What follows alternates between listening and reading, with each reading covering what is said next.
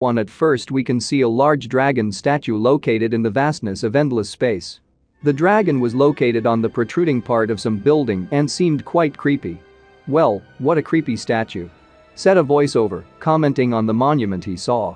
"This is a decoration for the stern of a ship," said one of the men in the spacesuit, commenting on what he saw overboard. "She supposedly brings good luck to the crew." His observations were supplemented by a colleague located on the right hand of the astronaut. They continued to observe the statue and began to notice more and more details. This one, for example, depicts a Leviathan, a monster that once ruled the oceans, according to the myths of an ancient land. According to the astronauts, one can understand that the events take place in the distant future. Then a third figure appears behind them and interrupts their conversation with words. "Enough talking. Get to work." The spaceship on which these people were traveling turned out to be of a completely unusual shape for us. It looked more like a beetle, and 4 limbs protruded from the bottom of the ship, looking like paws. The ship itself moved around some huge structure located in outer space, precisely thanks to these very limbs. One of the crew members left the ship and headed towards what visually resembled the entrance to a giant structure. Others landed behind him, and they, attached by oxygen tubes or safety cables, continued moving together. One of them noticed some strangeness in front of him and hastened to comment on it. "There's a hole in the casing here," said the man in the spacesuit. Further we can see a dark corridor, and from outside there are sounds of light rumble. It's like someone is actively tinkering with something. Suddenly, a loud explosion is heard, and one of the walls of the corridor shatters, and the room itself is illuminated for a short moment by a bright flash of light. The fragments of the wall left by the explosion continue to float serenely in weightlessness, and 3 people in spacesuits enter the room through the newly formed hole. The man stood on the floor and began to look around. A figure in a much more sinister spacesuit standing behind the other spoke. The interior is quite well preserved. The man standing in front of him added a little to his thoughts. Even though this vessel looks quite old, the frame moves very far away, and we can see that the structure turned out to be a giant spaceship, but it was very badly damaged, and most importantly, it is not clear by what exactly.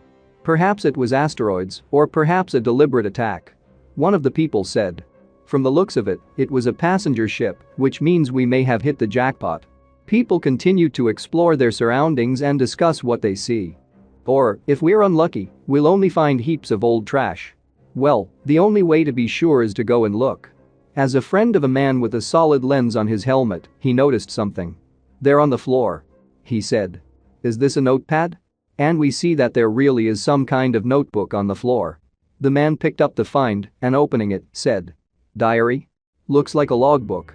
He then continued to comment on what he found in the diary. "Boarding pass with registration number on it. Okay." Another man immediately complimented his finding with his thoughts. "We have confirmation. The name of this ship is Leviathan. The liner that used to travel between the colonies of Proxima Centauri and the Earth." Glancing at his handheld computer, he continued. "He mysteriously disappeared in the middle of the route while returning to Earth. He was never found, but the search is still ongoing. And here's another thing. There is a reward for finding it. Looks like we're onto something big, guys." The guy in the suit with a wide lens continued to describe the diary. It appears to have been written by a passenger and includes an account of the day the ship went missing. The man standing next to him said impatiently, "We were lucky. Read on quickly. This will give us more information about what happened here." The diary was written by a teenage boy. He wrote all his thoughts there.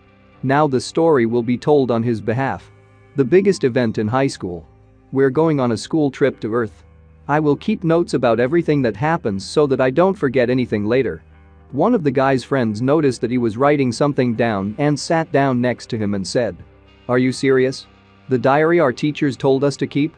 Come on, you better run and buy me some juice and treat me." It is clear that the guy who sat down was a bully and a hooligan.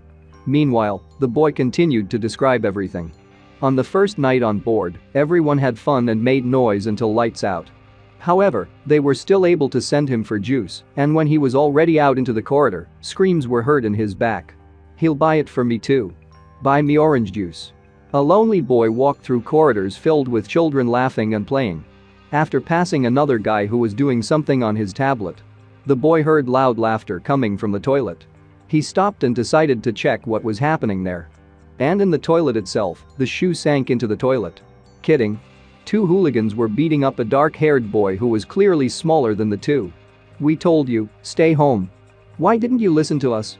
Now we'll have to endure your ugly face the whole trip." The hooligans were talking and laughing. The boy himself, listening to their stupid words and laughter, only looked back angrily. One of the hooligans, seeing the boy with the diary, turned his head in his direction and said, "The toilet is busy. Get out." But the guy remained standing in place, and then the two of the bastards approached him.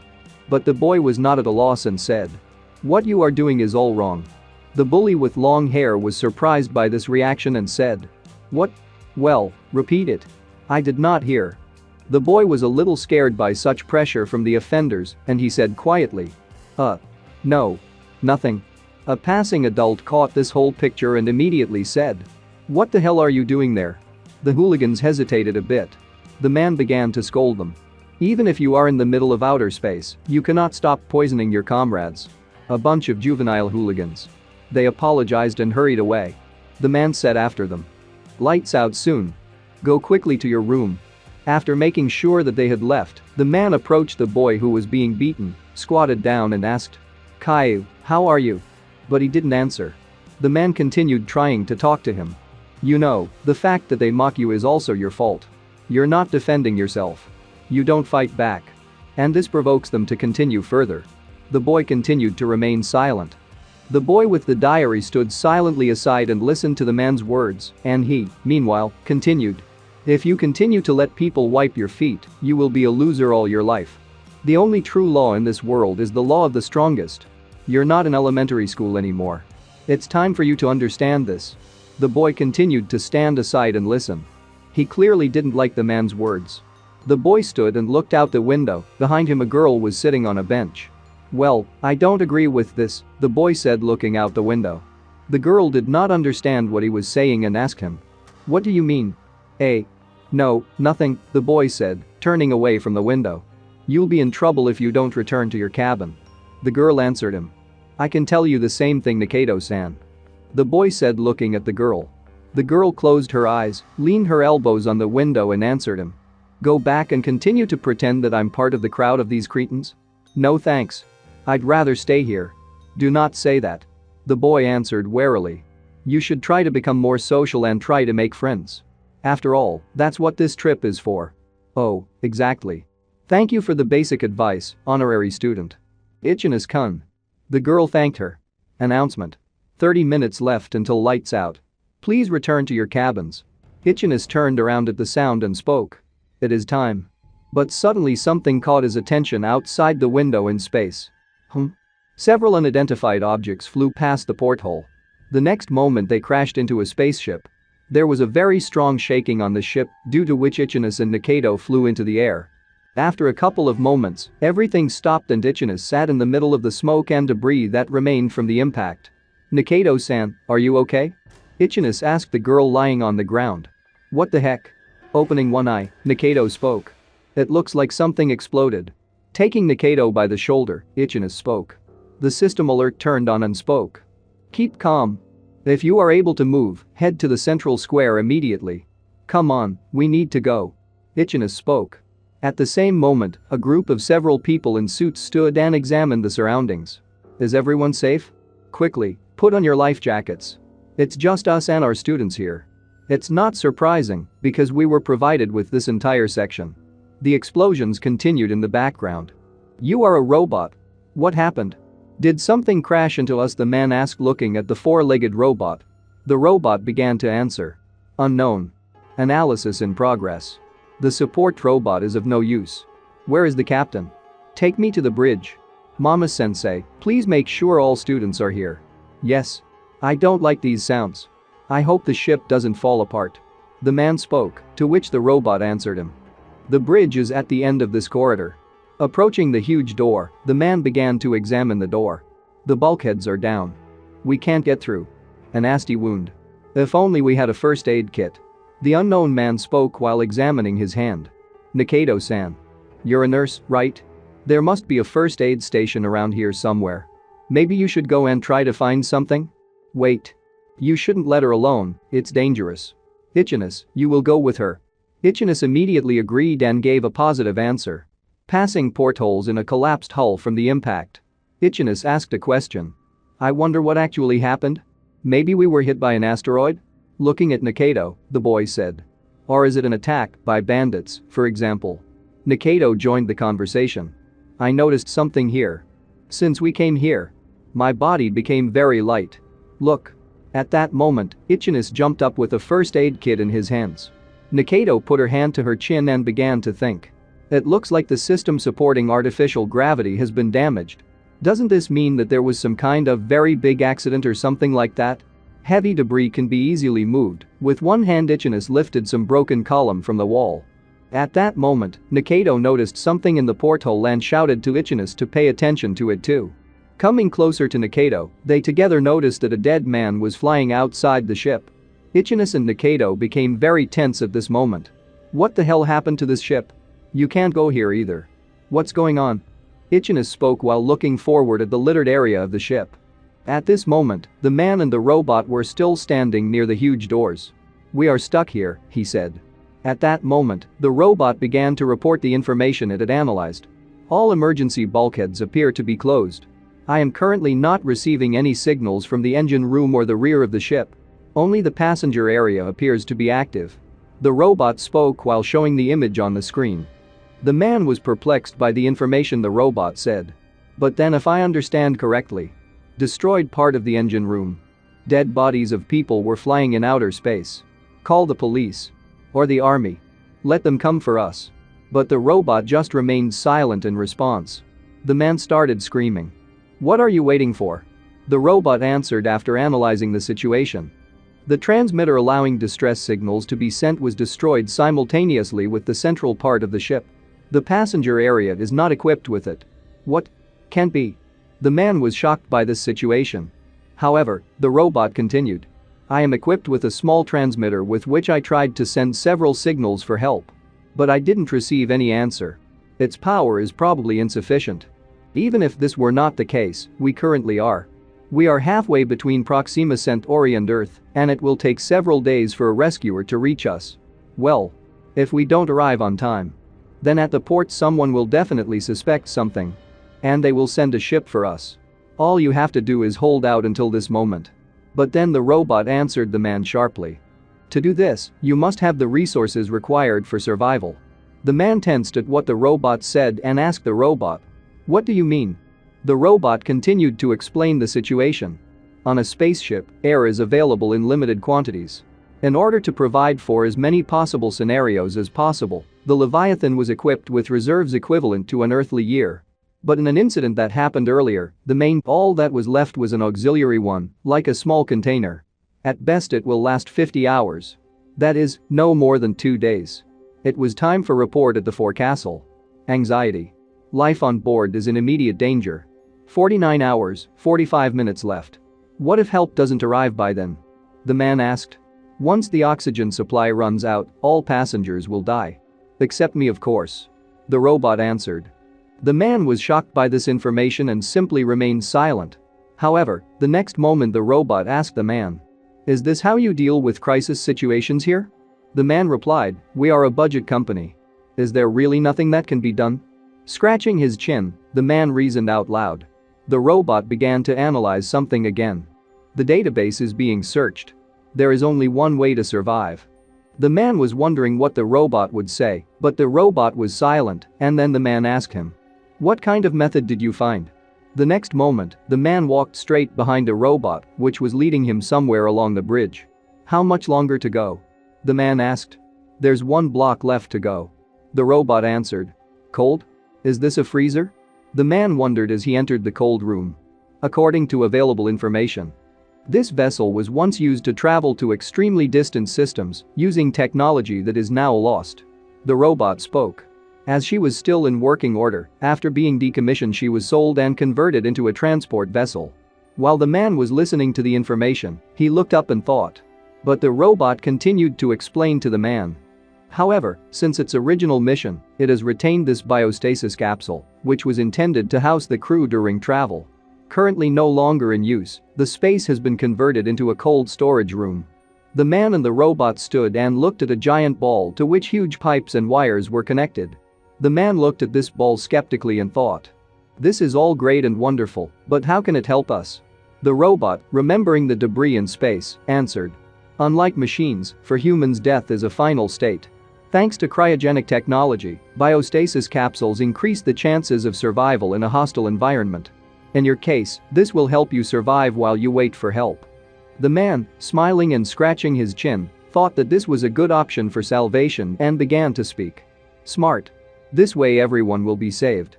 But I only see one capsule, where are the others? Behind? But at that moment the robot calmly answered the man. No. This is the only copy in existence. The rest were dismantled during renovation expansions. The man was shocked by this information and sweat started running down his face. What? You said you have a solution. The robot, looking at the man, continued to calmly answer his questions. Yes. Exactly. For one person. The man looked at the robot without emotion on his face and simply remained silent.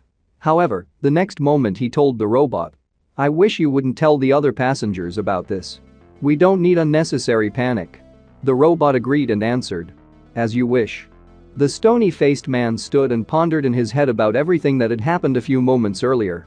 Before resorting to such an extreme solution, we must continue to look for a way to contact rescuers. At that moment, Ichinus and Nikaido were standing and eavesdropping on the man with the robot right behind a wall not far from them. However, the next moment, Ichinus dropped one medicine from his hands. The medicine broke on the floor. The man immediately turned his attention towards the sound and wondered. Who is there? Ichinus and Nikaido began to abruptly run away from this place. Oh, just brilliant. Nikaido spoke. Sorry. The boy said in response. The man began to run towards the sound with an angry expression on his face. He was clearly not happy about this news that someone was listening in on him and found out about the secret of one salvation capsule. The man continued to run and stomp his feet very loudly. However, running to the corner and grabbing it, he saw that there was no one there. Just silence. The next moment, the man thought to himself with panic on his face. Did they hear me? Who is that? Students? Suddenly something caught his attention and he looked at the floor. On the floor lay a bottle of medicine that the boy dropped from his medical bag. Medicine? Reaching for a jar of medicine, the man thought to himself. Ichinus and Nikaido stopped at that moment to take a break. Nikaido asked Ichinus not to say a word about this to anyone. And he, in turn, asked. Why? Nikaido came closer to him and said. This will be our common little secret. At this time, a man with a tape recorder in his hands was shouting. Listen carefully. There is no reason to panic. Apparently, the ship was damaged by an asteroid. But the distress signal has already been sent, help is on the way. I know it's not easy, but you have to stay calm. Now everyone except the wounded will go to their cabins, wandering around the ship is prohibited, violators will be severely punished. After all the people had left, and only the wounded remained in the room. The man walked up to the table with the first aid kit and asked. I see we have a first aid kit now? Great. To which the girl answered him. Yes, I sent Futaba after her and she found her in the infirmary. The man watched her bandage the guy's wounds and said. Clear. Perfect. A little while later. A girl came up to Nikaido and said. One boy in the kitchen feels bad. Could you go there with a first aid kit? Nikaido took the first aid kit and came to the kitchen, but there was no one there. Suddenly the door closed behind her and a man appeared who forbade her to walk on the ship. I think I told you not to walk around the ship. Nikaido replied. They told me that there was a sick person and asked me to bring a first aid kit. Seeing the bottle of medicine on the table, Nikaido's face changed, which the man noticed. Oh, your face has changed. The next moment, Nikaido tried to run away, but the man closed the door with his foot. Why are you running away? He asked holding the door. It's just an ordinary bottle. Ah, I understand. It seems someone has a bad habit of listening at doors. The man said with a blank and saddened look. Nikaido just looked at him warily and didn't answer. The next moment, Nikaido decided to run away from him, but he simply followed her and spoke. Don't be afraid. I won't hurt you. I just want to chat with you for a little while. Nikaido pressed herself against a wall and asked. Why should I believe you? After you've deceived everyone. The man's gaze was filled with madness. There are times when people are better off not knowing the truth. At this point, it is up to the responsible adults to find a rational way to save the day. After all, you are just children. It would be dangerous to disclose information that could cause general panic. What if, unfortunately, help does not arrive before the countdown ends? Your comrades would be much happier remaining in the dark, don't you think? Nikaido pressed herself even harder against a wall and said. That's it? And while we die, you will calmly settle into a cryogenic capsule. The man took out a knife and said, sorry, it's nothing personal, but you know too much. The next moment, he tried to stab Nikaido, but she managed to dodge. Hitting the table with the pan, Nikaido asked, and you call yourself a teacher? The next moment she realized how she could defend herself by looking at the pan. Nikaido grabbed the pan and threw it at the teacher, causing him to jump to the ground, trying to hide from the liquid inside the pan. The teacher did not have time to get up when a frying pan immediately flew at him. This frying pan hit him in the stomach and he dropped the knife, which Nikaido picked up. Nikaido ran at the teacher and stuck a knife in his back, but the wound was not severe since the suit was able to protect him from the blow. The next moment he hit her in the face, causing her to fall, and began to choke her. Nikaido was able to kick the teacher, causing him to fly straight into the wall. Hitting the wall, the knife that was sticking out of his back pierced him, and the teacher rolled down the wall, leaving a bloody stain behind him. At this time, the children sat in the cabin and talked. One of the girls asked the other, so what's next? To which she answered, no idea. The next moment they heard a strange noise. Hey, there's some noise, what's going on there? Let's go have a look. When they reached the kitchen, noise was heard coming from it. They saw the teacher sitting against a wall and bleeding. The teacher was already dead, but his eyes remained open, which created an eerie picture. One of the children was so surprised by what he saw that, without changing his face, he went into the corridor, in which he vomited. Then Ichino saw Nikaido and asked, was it really you who killed him? Nikaido, why? To which she responded without losing her calm. The fewer people who know the truth, the better. Senda-sensei and I both thought so. That's all. The next moment she put her finger to her mouth and said, I told you. It's a secret. Just between the two of us.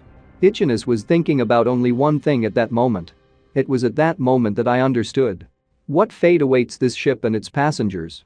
3 men in protective suits were discussing something. Which one? Is he serious? If this story is true, this means that somewhere on this vessel there is one surviving person. One of the nicknames asked. I'm wondering. How did they choose the lucky person to use the capsule? To which the second one answered him. Well, from what I've read so far, they definitely didn't do it peacefully. That's for sure. Let's start searching for this stasis capsule. One of them suggested. To which the other replied. There are a few more pages here. And the third one said. We don't have time for this. Read it yourself, then tell us what's there. They began to move forward. In any case, when we find the capsule, let's find out. Who? Still, he survived.